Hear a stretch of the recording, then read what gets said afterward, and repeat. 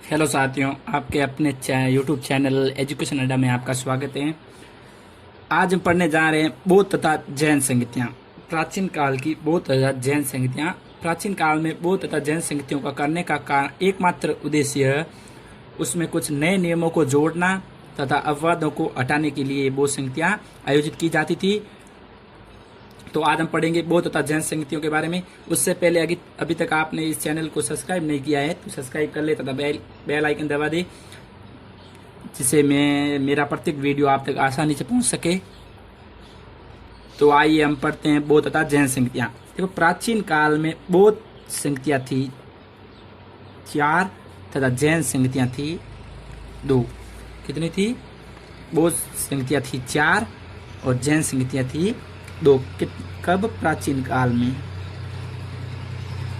परंतु वर्तमान में बौद्ध संगतियाँ 6 है, क्योंकि 5वीं बौद्ध संगति 18वीं सदी में और 6ठी बौद्ध संगति 19वीं सदी में की गई। तो परंतु ज़्यादातर जो कंपटीशन एग्जाम में सवाल पूछे जाते हैं तो वो प्राचीन काल से पूछे जाते हैं। तो बौद्ध संगतियाँ 4 और जैन संगतियाँ 2। तो पहले पढ़ते हैं हम बौद्ध संगतियाँ। तो बौद्ध संगतियों को पढ़ने से पहले हम उसका एक ट्रिक यानी कोड बताते हैं आपको। ट्रिक बताते हैं आसानी से। वैसे तो काफ़ी ट्रिकें हैं जो आसानी से आपको याद हो जाएगी, परंतु जो हमें आसानी से याद होती है मैं वो लेके आया हूँ। वैसे हम टीवी में कोई सॉन्ग सुनते हैं तो वो हमें आसानी से याद हो जाता है। कहानी भी हम आसानी से याद कर सकते हैं। तो वैसे ही मैं कहानी के हिसाब से कुछ लेके आया हूँ। तो ट्रिक है, राजा महाराजा आजा, ये है प्रथम बौद्ध संगति। द्वितीय है वेश्या सबका काल। वेश्या सबका काल होती हैं। पटाओ मत आशिक। पटाओ मत आशिक, क्या नहीं पटाओ? आशिक। कुंवर जी कंगाल। यह है चारों बौद्ध संगतियाँ। प्रथम की, द्वितीय की, तृतीय की, चतुर्थ, चारों बौद्ध संगतियाँ। तो अब पढ़ते हैं चारों बौद्ध संगतियों के बारे में। सबसे पहले हमें पढ़ना होता है उसका काल। क्या पढ़ना होता है? काल के भाई कौन से तारीख को हुई है। फिर पढ़ते हैं हम उसके बारे में स्थान के कहाँ पर वो की गई, मतलब उसका आयोजन कहाँ पर हुआ। फिर पढ़ते हैं अध्यक्ष के, उसमें अध्यक्षता किसने की। और लास्ट में पढ़ते हैं शासन काल के भाई शासन किसका था उस समय, राजा कौन था। तो काल अनुक्रम में पढ़ते हैं। तो पहली बौद्ध संगति हुई थी 483 ईसा पूर्व में। कब हुई थी? 483 ईसा पूर्व में। अब पढ़ते हैं स्थान, अध्यक्ष और शासन काल। तो ये हम ट्रिक कोड हम काम में लेंगे। तो राजा, राजा का अर्थ है राजगृह। क्या है? राजगृह। महाराजा, महाराजा का अध्यक्ष था महाकश्यप। कौन था? महाकश्यप। और शासन था उस समय जो राजा था, सम्राट था, वो था अर्यक वंश का अजात शत्रु, बिंबसार का पुत्र अजात शत्रु। कौन था? बिंबसार का पुत्र अजात शत्रु। तो देखो, राजा,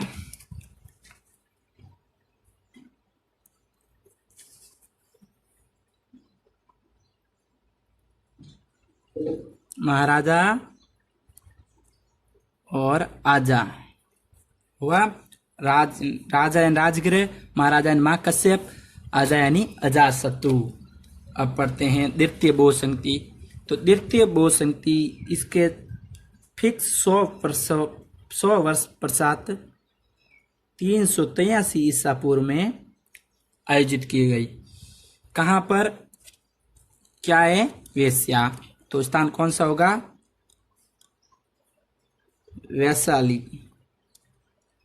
प्राचीन स्थान तो नाम याद होने चाहिए, वैशाली। फिर सबका। तो अध्यक्ष कौन था?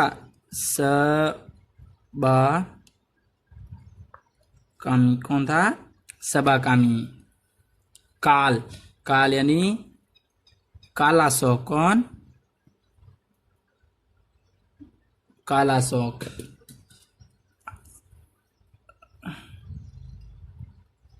वेश्या सबका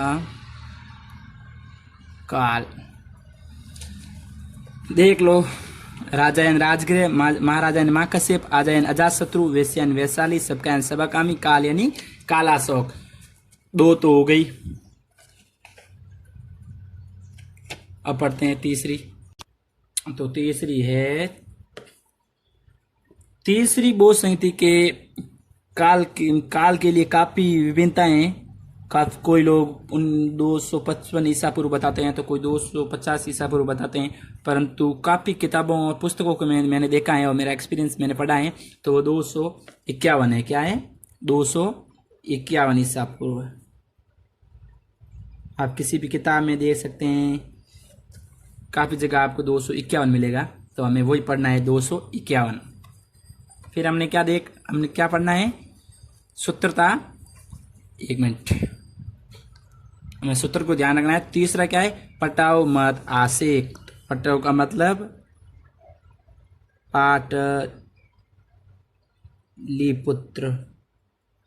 सुना है ना? पटना वर्तमान में। मत, मत यानी मोगली पुत्र तेस्म, और आशिक, आशिक यानी अशोक, सम्राट अशोक। मोगली पुत्र तेस्म था, वो सम्राट अशोक का अच्छा मित्र था, जिसे अध्यक्ष बना दिया गया इस बोध संगति का। देख लो, पटाओ मत आशिक, ये तृतीय बोध संगति। 251 ईसा पूर्व, स्थान पाटलिपुत्र, अध्यक्ष मोगली पुत्र तेस्म और शासक अशोक। चतुर्थ बोध संगति। चतुर्थ बोध संगति में भी काफी विभिन्नताएं काल में। तो जो सत्य है वो है 1 ईसा पूर्व। क्या है? सॉरी, 1 ईसा ओनली, 1 ईसा पूर्व नहीं। देखो, ईसा और ईसा पूर्व में काफी अंतर होता है। जब भगवान ईसा का जन्म हुआ, उससे पहले का समय वो कहलाता है ईसा पूर्व, और उसके बाद का समय वो कहलाता है ईसा। तो जो चतुर्थ बोध संगति हुई है वो 1 ईसा में हुई है, बाकी 3 बोध संगतियां ईसा पूर्व हुई है। तो चौथी बोध संगति क्या है? कुंवर। स्थान कौन सा है? कुंवर। कुंवर यानी कुंडलवन, कुंडलवन। कौन सा? कुंडलवन। कहां पर है? कश्मीर में। जी, वसुमित्र जी, और इनके साथ एक अध्यक्ष और थे, अश्व घोष। इन्होंने भी इस बराबर भागीदारी दी थी, अध्यक्षता के बराबर। वसुमित्र जी और कंगाल यानी कनिष्क, कनिष्क शासन के काल में। समझ गए?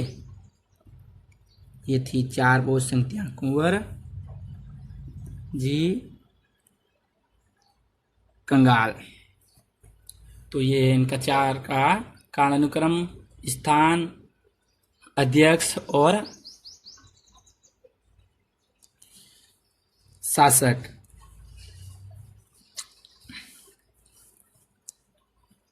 अब हम पढ़ते हैं जैन संगतियां। 4 बोध संगतियां हमने पढ़ ली, पर जैन संगतियां कितनी है? 2। तो 2 जैन संगतियों के बारे में पढ़ते हैं।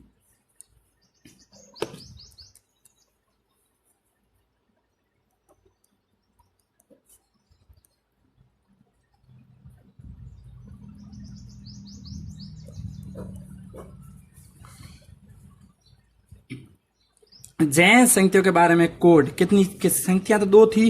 ये कोड बता देता हूं मैं आपको, शॉर्ट सिंपल, 2 शब्द का। सर्प देव। क्या है? सर्प देव।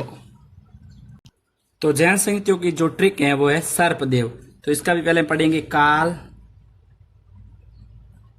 फिर पढ़ेंगे हम इसका अध्यक्ष। क्या पढ़ेंगे? अध्यक्ष।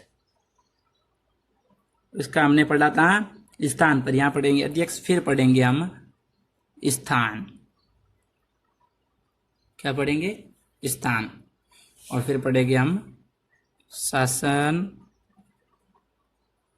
काल। शासन किसका था? तो काल।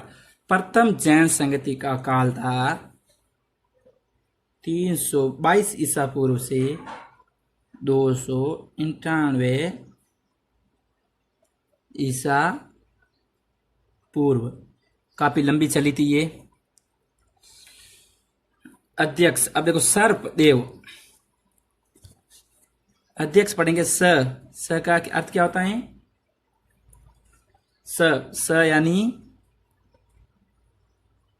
स्थूल भद्र।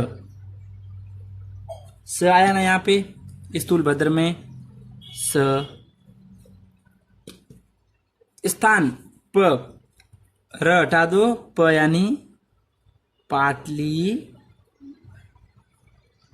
पुत्र। और शासक था चंद्रगुप्त। चंद्रगुप्त मौर्य। कोड के अंदर शासक का अर्थ नहीं बताया, शासक का नाम नहीं बताया गया है कोड में, केवल स्थान और अध्यक्ष हैं। चंद्रगुप्त याद रखना है। अब बताऊंगा क्यों कोड में मैंने शासक को क्यों नहीं लिया, वो भी मैं बताऊंगा लास्ट में। तो पहले देखते हैं। प्रथम जैन संगति का काल था 322 ईसा पूर्व से 298 ईसा पूर्व। अध्यक्ष थे स्थूलभद्र और स्थान था पाटलिपुत्र। क्या था? पाटलिपुत्र।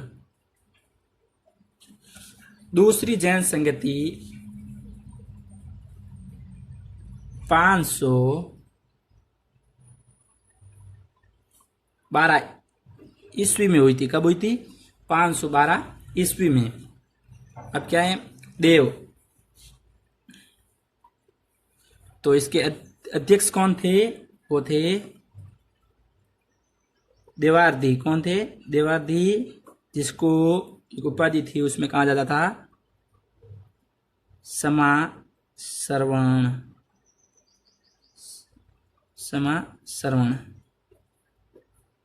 समासरवण उपाधि थी। देवार्धी नाम था, उस उपाधि में इनको समासरवण कहा जाता था। देव हैं। और स्थान था, वो था वल्लभी, गुजरात में। कहाँ पर? गुजरात में। और दूसरी शासन जो जैन संगति है उनमें शासन काल का है, तो राजा का अभी तक कोई पता नहीं है, अज्ञात है, ज्ञात नहीं है अभी तक उसका कोई साक्ष्य। तो इसीलिए मैंने शासन काल में राजाओं के अध्यक्ष में जो कोड था उनमें राजाओं का नाम नहीं अंकित किया, केवल अध्यक्ष और स्थान अंकित किया। चंद्रगुप्त आप आसानी से याद रख सकते हो। अब इनका अर्थ देखते हैं। देखो उद्देश्य, पहली बौद्ध जैन संगति थी। इस पहली जैन संगति में जैन धर्म 2 भागों में विभक्त हुआ। जैन धर्म कितने भागों में विभाजित हुआ? 2 भागों में विभाजित। प्रथम था दिगंबर, दूसरा था श्वेतांबर। प्रथम था दिगंबर और दूसरा था श्वेतांबर। इसके प्राणदाता थे, और इसके प्राणदाता थे भद्रबाहु। क्या? कौन थे? भद्रबाहु। अगर आप इतिहास पढ़ोगे तो आपको पता चलेगा, लास्ट में चंद्रगुप्त मौर्य ने भद्रबाहु को अपना गुरु मानकर इनके साथ चले गए और श्रवणबेलगोला नाम स्थान पर उन्होंने निर्वाण प्राप्त किया। और श्वेतांबर के जो प्राणदाता थे वो थे स्थूलभद्र। क्या थे? स्थूलभद्र। प्रथम बौद्ध संगति में ये 2 भागों में विभाजित हुआ, क्योंकि जो भद्रबाहु के अनुयायी थे वो चाहते थे कि दिगंबर और श्वेतांबर। स्थलगुप्त के जो अनुयायी थे वो चाहते थे श्वेतांबर। दिगंबर के अंतर्गत होता है नग्न वस्त्र यानी कपड़ों को त्याग देना, वस्त्र को त्याग देना। और श्वेतंबर के अंदर होता है सफेद वस्त्र धारण करना। क्या होता है? सफेद वस्त्र धारण करना। तो इसके अनुयायी थे वो चाहते थे कि हमारे धर्म में कपड़ों को त्याग दिया जाए, परंतु इसके अनुयायी थे वो चाहते थे कि हम कपड़ों को न त्याग के श्वेत वस्त्र धारण करें। इसीलिए प्रथम बौद्ध संगति इनके लिए करवाई गई और फिर जैन धर्म 2 भागों में विभाजित हो गया। और दूसरी के अंदर जो जैन धर्म के सारे ग्रंथ थे उनका प्रणयन किया गया, यानी कि उनका एक मतलब उन सभी को एक भाग में अंकलित किया गया। तो ये थी बौद्ध संहिता तथा जैन संहिता। बौद्ध संहिता 4 हुई थी और जैन संहिता 2। आज का टॉपिक यही है।